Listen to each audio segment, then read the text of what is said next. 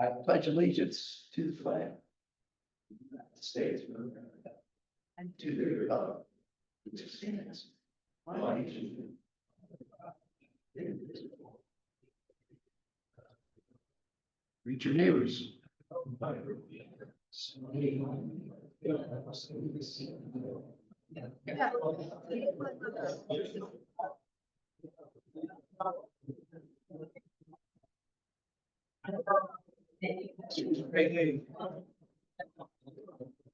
Neighbors. Oh, yeah.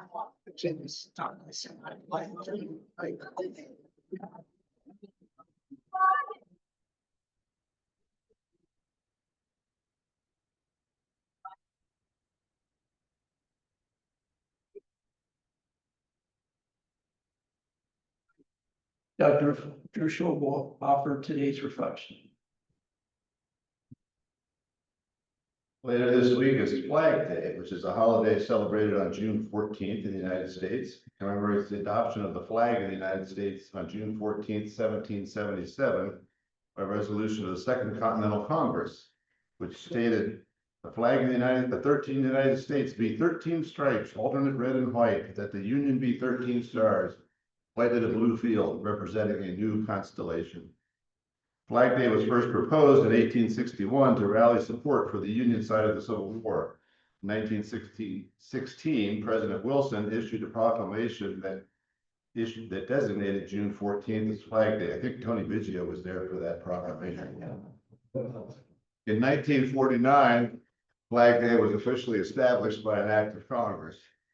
It's interesting to note that unlike the American flag, nearly 1/3 of the world's national flags include religious symbols, such as the Christian cross, the Islamic crescent, or the sun, referencing the Incan sun god or Shinto spiritual roots, or various Buddhist and Hindu symbols. Some Christians believe that placing a national flag in a prominent place in a church can be a form of idolatry, violating the biblical warning to not elevate a physical object above God. Others believe that a national flag is merely a symbol of national identity and heritage, and a respectful display is merely expressing patriotism and not worship. I would hope that regardless of which side one comes down on in that debate, that one can remain respectful of the other side, consistent with what our flag stands for and our Rotary ideals. Thank you. Thank you, Doug. Welcome, Rotarians, welcome guests.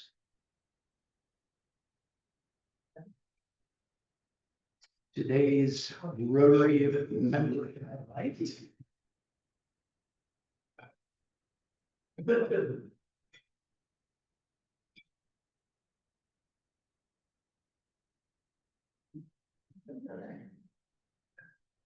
Rotarian has been a member of the club for 35 years. This active computer geek created and maintained the Rotary auction computer software starting in 1993. He created the first Rotary website, created and maintained the initial website for managing the Parade of Flags fundraising project. He was also the past president from 2002 to 2003. He was the former youth exchange chair in the 1990s and was responsible for taking the photograph of every Rotarian member for the first photo picture directory. He's been around the block a few times, it looks like. He and his wife Linda live in Wooster. They have 3 daughters, Tabby, Heather, and Christina. They also have 8 grandchildren and 3 great-grandchildren. This Rotarian is an independent software developer.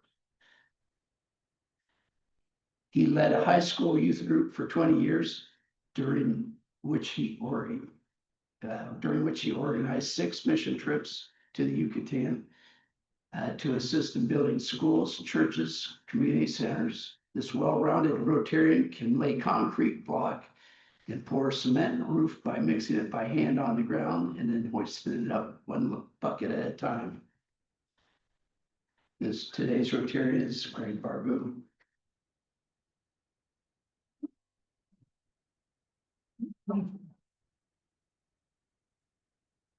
Okay, Community flags, we're coming up to Flag Day again already, so the flag should be going out here pretty quick. And again, any volunteers for any of the flag groups, I'm not sure we have ever turned down any volunteer. Worcester High School scholarship checks presentations was on May 15th. The Wooster Rotary Club presented 12 scholarship checks to continuing students totaling nearly $25,000. These included our 2 outbound Rotary Youth Exchange scholarships. Next meeting, June 16th, is an off-site meeting. We are going to tour the new high school pre-K through 12 building. So remember that. Don't come to the church next week. We are at the Tri-Light next week. And again, check your email for the March 31st billing statements. See me or Susan Marlar if you haven't received those or if you're having trouble with that. So with that, I will turn it over to Secretary Lynn. Thank you, President Tom. We'll start with Ted Bogner, who has a guest today.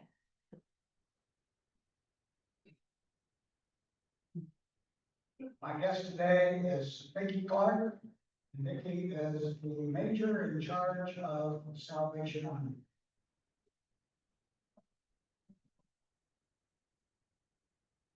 Jennifer Schatzer has the traveling microphone, and we'll go one table up to John Hutchison.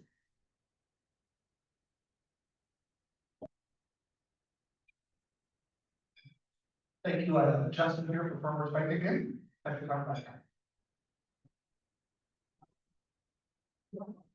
And now we'll go to Dr. Ted Crawford up front. Ted has made a generous donation to the Rotary Foundation to make an announcement. If we can make it to Wednesday, soon I'll be married for 67 years.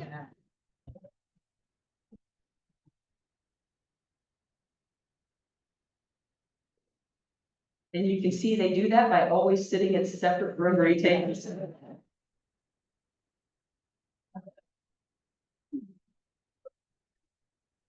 That is a practice we don't do much anymore in Worcester Rotary, but if you ever want to make a personal announcement like that, it's simply a donation of your choice to the Wooster Rotary Foundation. We often used to have announcements of grandsons or granddaughters, so you're always welcome to do that. Just a couple announcements. I know President Tom will remind you again at the end, but remember we're going to Triway next week, Triway High School, for our field trip. Lunch will be served there as usual. It'll be more of a box lunch style that you've seen when we've had other field trips. And please, you're welcome to bring guests to that too, because I'm sure there'll be some community interest in that. A reminder also, this Saturday night, Ohio Light Opera. Tickets are usually $65. They are $40. I know we've sold some even today. If you can't make the June 14th, there's also a special July 5th, Saturday, July 5th for Brigadoon. But this June 14th performance, there's a exclusive backstage tour. I've done that every time, and every time you learn something new because someone else is taking you on that tour. There is a pre-lecture at 6:30, and there's also a reception before the show, and that's going to be catered by Broken Rocks. So a lot going on that night. So if you're interested in going, Laura is here today and can help you out. If you want to pay by credit card, simply call the OLO box office this week. Thank you, President Tom.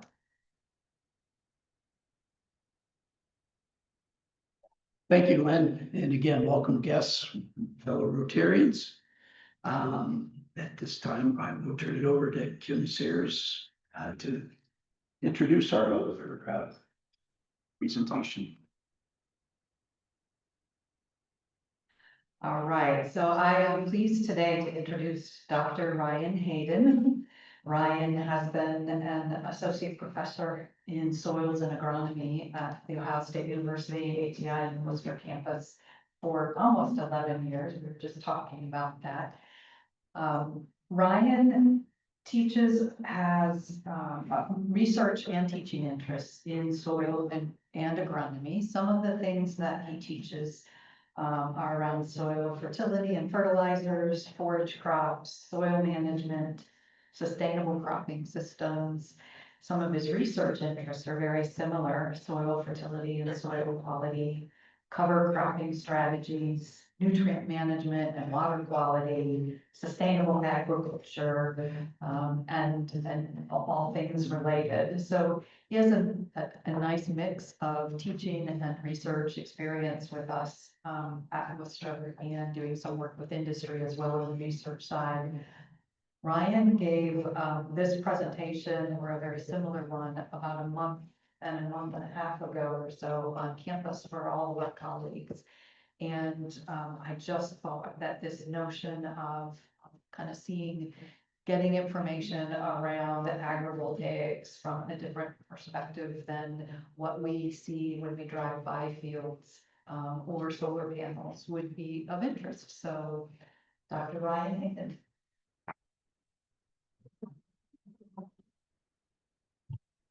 All right, thank you very much. Thank you, Kim. It is a pleasure to be here. I see some familiar faces, but I also see some new ones, and so it's always a great opportunity for us faculty at Ohio State and on the Wooster campus to come and engage with folks here in the community, and I'm very happy to be here.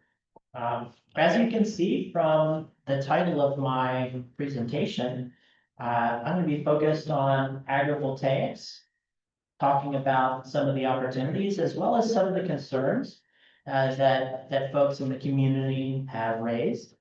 And the reason that I kind of start with this term agrivoltaics is I see an opportunity to merge some of the activities that take place on farms and in commercial scale solar arrays, so that these sites can potentially be used for dual purpose. And so I want to share some of those ideas, and also share some of the recent research that we're in the process of starting based on the Wooster campus and in collaboration with industry partners. So just to put things in perspective a little bit, solar is a growing industry here in Ohio, and the Ohio Power Siting Board has the responsibility of approving projects for utility scale solar installations. And currently here in Ohio, there's about 5 operational projects, but there's many more under construction and pre-construction, so that have been essentially approved for development. And if all of those were fully developed, and I doubt they all will be, but if they were, we're talking about tens of thousands of acres, upwards of about 80,000 acres, all told. And so this is not a trivial amount of land, as you can imagine. So also a couple of other important bits of information. 1 megawatt of solar can power about 160 to 200 US homes. And currently here in Ohio, we have about 900 megawatts powering about 150,000 homes here in Ohio. And so there's the potential for greater growth in this industry in the very near future. But as you can expect, solar projects are very land intensive. And that land has to come from somewhere. And not surprisingly, any time you have changes in land use, it can be quite controversial. And lots of very valid concerns can be raised by different communities. Many of the acres that are slated for solar development are likely to come from agricultural land. And so this has kind of brought this to the attention of agricultural communities here in Ohio.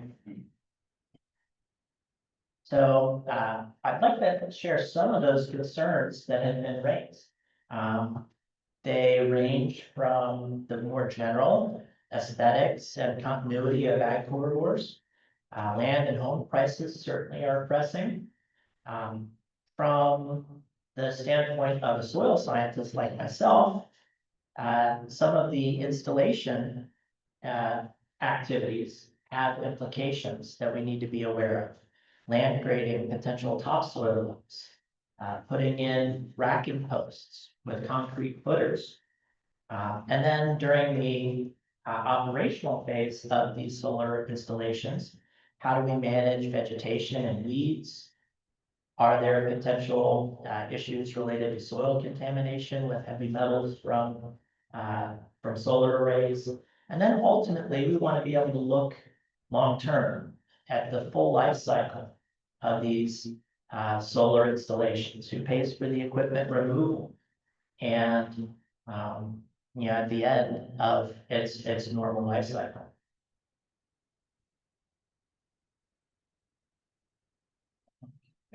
Lost the ability to move forward. All right.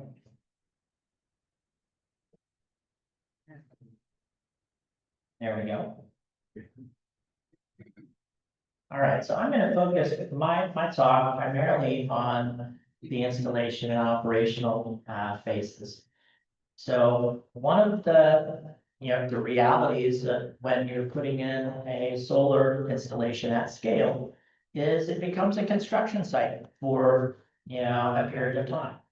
And you've got contractors on site, heavy equipment, and many contractors will prefer to install on flat, relatively uniform ground. And as such, some grading is done. That said, land grading is expensive and can lead to erosion. So there's efforts to develop some strategies that can help contractors develop alternatives to grading. So many contracts stipulate limits on grading, so that can be a helpful tool for landowners. There's a lot of geospatial software that we're quite familiar with at ATI and provide training in to allow for design of solar installations that account for topography.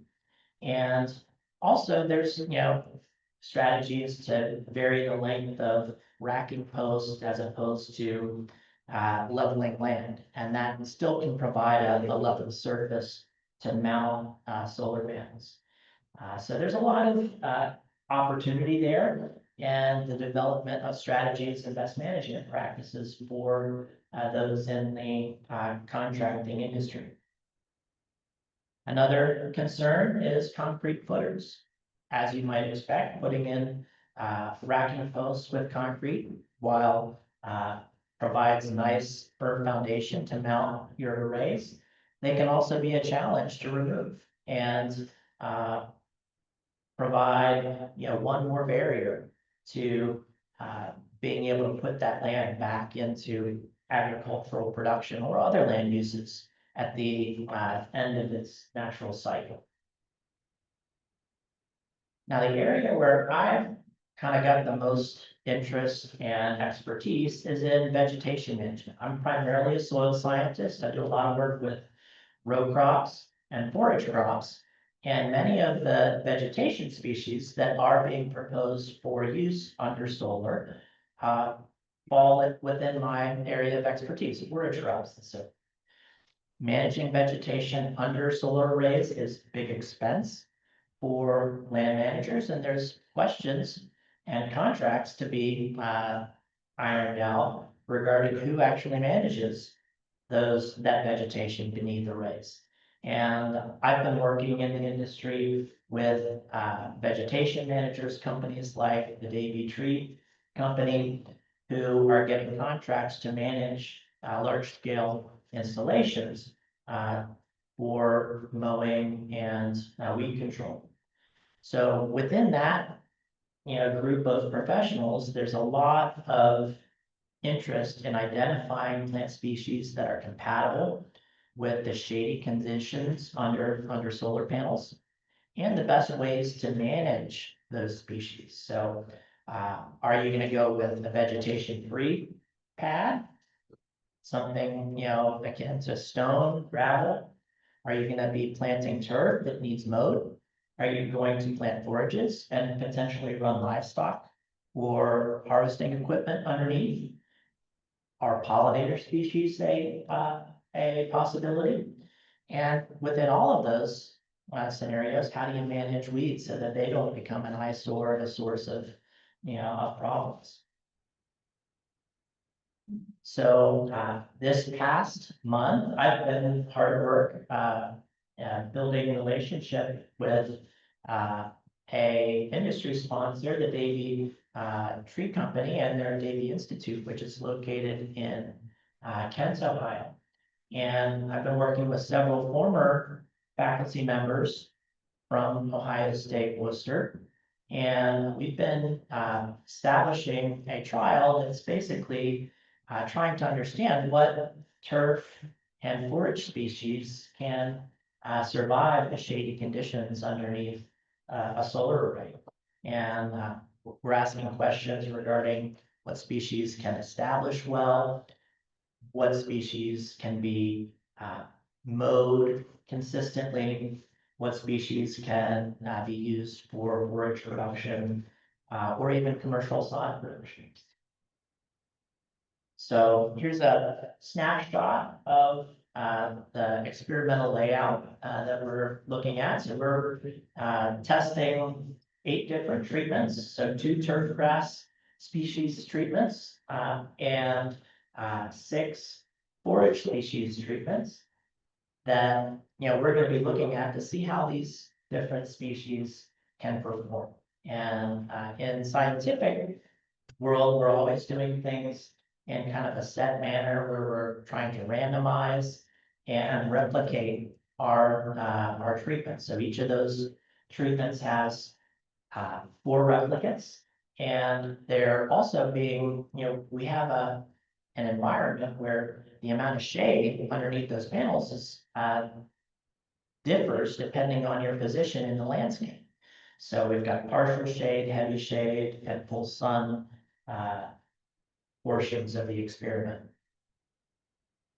So we're also taking lots of measurements, weather conditions, light conditions, and also collecting lots of information on plant growth, the amount of biomass they produce, and the yield and quality of those crops. And then on a long-term basis, we're also looking at how those different species impact soil quality and fertility as well. So this particular study is being done under fairly conventional solar arrays. What I'm also interested in going forward is to take a look at some novel configurations and designs for solar installations that can better accommodate agricultural activities. So there's currently work being done elsewhere that we hope to potentially implement in the future, where we're looking at vertical solar panels using bifacial arrays where you can more easily run equipment in between the rows. There's also possibilities of raising solar panels up higher so that you can grow crops and run equipment underneath. So there's a lot of opportunity for what I would call Solar 2.0 as we design better systems and learn from our experiences with more conventional solar arrays. So the final thing I just kind of want to highlight is, from my perspective, there's a lot of very valid concerns regarding land use change in relation to this solar question. And I think people are very wise to think about long-term impacts on prime farmland. Are there more marginal lands where solar arrays can be installed with less impact on food production? Also, to think beyond just the conventional power generation capacity of solar arrays and see if we can design systems that can meet both energy and food production needs. I think there's opportunity if we give that some thought. But more importantly, I think it's really important that the communities where these are, where these projects are taking place, stay involved and have input on these potential installations and look for opportunities to minimize potential negative aspects of development while also benefiting as a community from, the energy potential. So with that, I'd like to just thank you for inviting me to share some of our work, and look forward to talking with some of you guys afterwards if you're interested in the topic. I'm also happy to take on any questions if folks have questions to ask. Go ahead there in the back. So most of the contracts are between 20 and 30 years, and the solar panels themselves have generally a lifespan of around that same period. The real remediation comes at the end of the 30 or 20-year lease. Absolutely, yeah. So I do think that on the front end, the way in which they're installed, the land preparation activities can have a major impact on the potential usefulness of that land for purposes other than solar, particularly agriculture. You want to be able to preserve that topsoil. So the extent to which you can preserve that's going to have long-term impacts. But how do you recycle the materials? How do you remove the racking? What do you do with the solar panels when they're reach their endpoint? Is all important stuff that is still to be determined. I was talking to folks in the industry earlier this month. And there's only been one decommissioned large scale solar field in the entire country. So this is still something that we're learning a great deal about, and we'll continue to learn about in the future. Go ahead. 20 years ago, there was a big push around here for solar panels, but there was a lot of federal and state tax credits available. Do you know, are there any credits available now, tax credits? Yeah, great question. There are federal tax credits, mostly for at the home scale, that folks can take advantage of. I'm not privy to all the details of that at the home scale, and I'm also of the commercial scale as well. But how that lays into solar installations at the utility scale, I'm less familiar with those tax credits. I do know that the actual panels themselves have certain tax credits associated with them, and so that's built into the funding structure of these utility operations. Go ahead. Yeah, nice presentation. I would imagine the solar panel fields are hot. Temperature wise, maybe not, but if they are, is there any impact on bird life and also agriculturally, does that give you opportunities to grow stuff up here that you could not normally grow? Right. One thing that I can say, it is a question that I get asked from time to time. You can put your hand right on top of it. It's not all that, uncomfortable. So it's not a massive issue. There's also underneath the panels, it's actually a bit shady.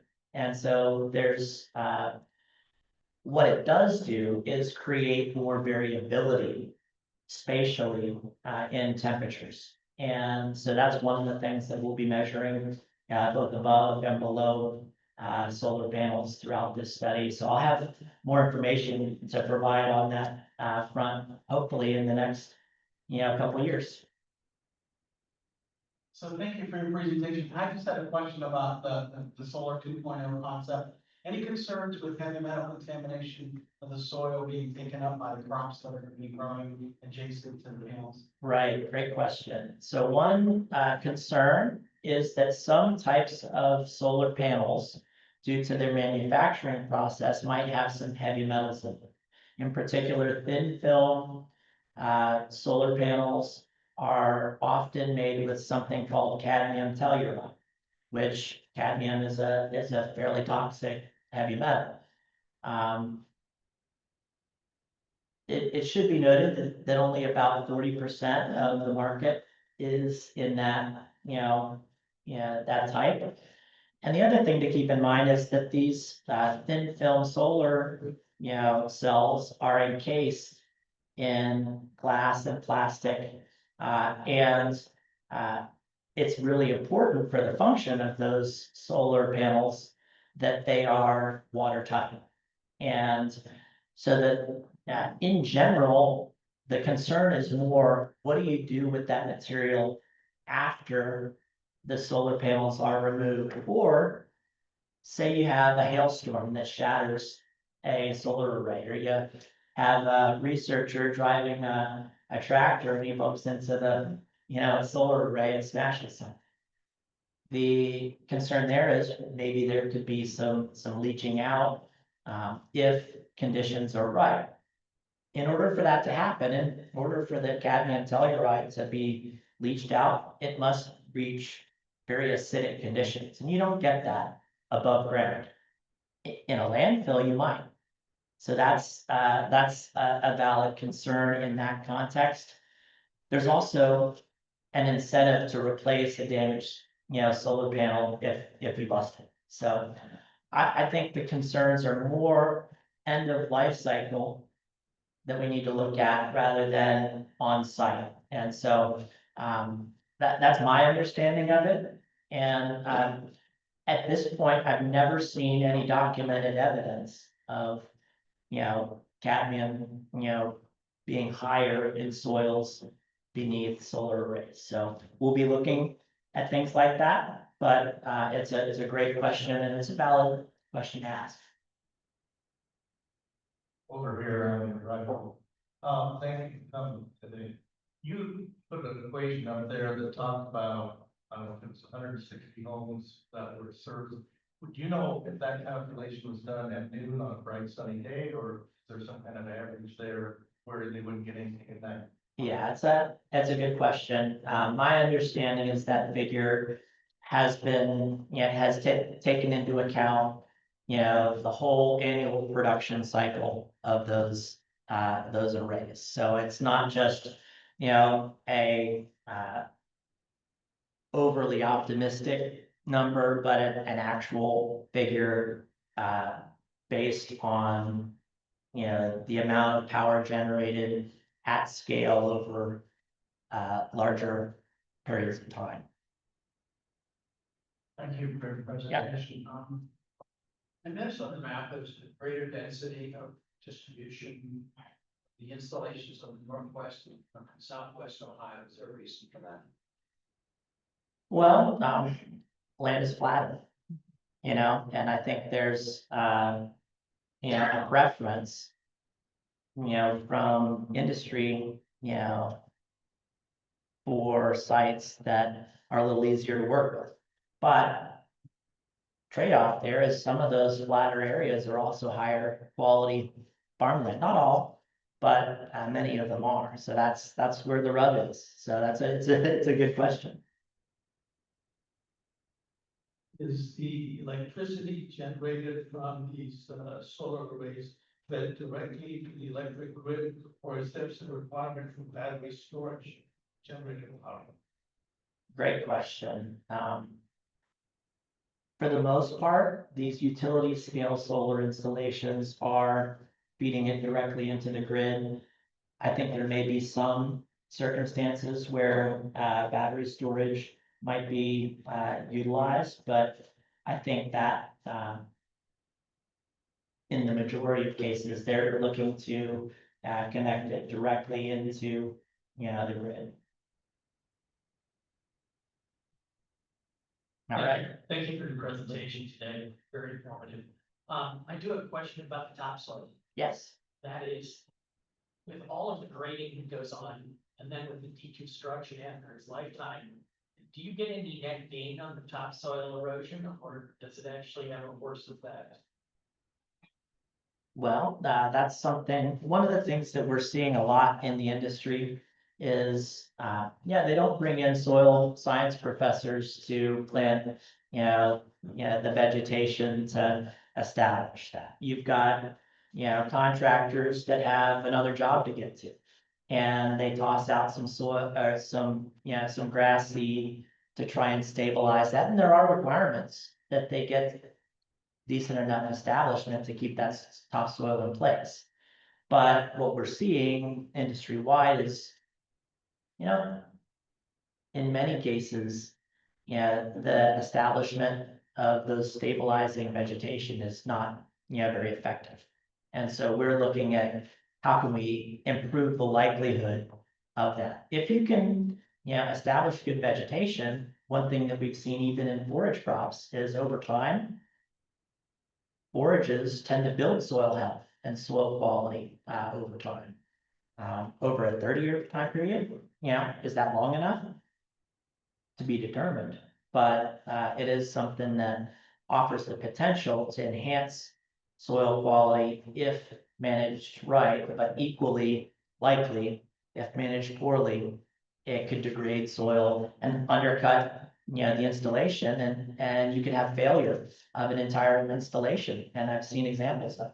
So we certainly don't want to have a circumstance like that, and companies like Davy are actually being called in to rescue sites that were poorly, stabilized, from the outset. And those then become eyesores and examples of what not to do. As a developer, home builder, you and I are in the same boat. Nobody likes to vacate farmland. You need to be smart about all those things. I am still ahead of you. Please mind you, I'm living in a house. But a couple times you referenced the end game when it's over. Have we done a full study of what does it cost us to implement these and then dispose of them, and what's our savings to that lifetime? Do we know that? I think there have been studies done, and one thing that is very important and is legally required is these commercial scale solar installations or utility scale solar installations are required to set aside funds into an escrow account to help pay for the decommissioning process. Now, bigger question is, you see a lot of change of ownership of these installations over a fairly short period of time. The average, ownership period oftentimes is, 5 to 7 years. And then somebody else takes it over. And so what happens throughout that process is, I think to be determined and probably a case by case issue. So I think it is important to set aside adequate funds for extraction of the infrastructure. And I think there's still a lot of important work and regulatory questions that we need to implement on that front.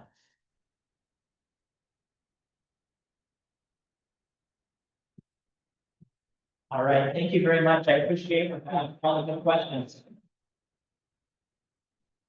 Actually, one more question. Sure. I noticed there's a fairly large area over on the campus, the Ohio State campus, that's being graded. Is that for solar panels by any chance? Yeah, the solar panels that will be planted on that site are grass. That's gonna be a soccer pitch. So, no worries on that front. Although I would say that there is interest among faculty of putting in some type of research site at some point in the future.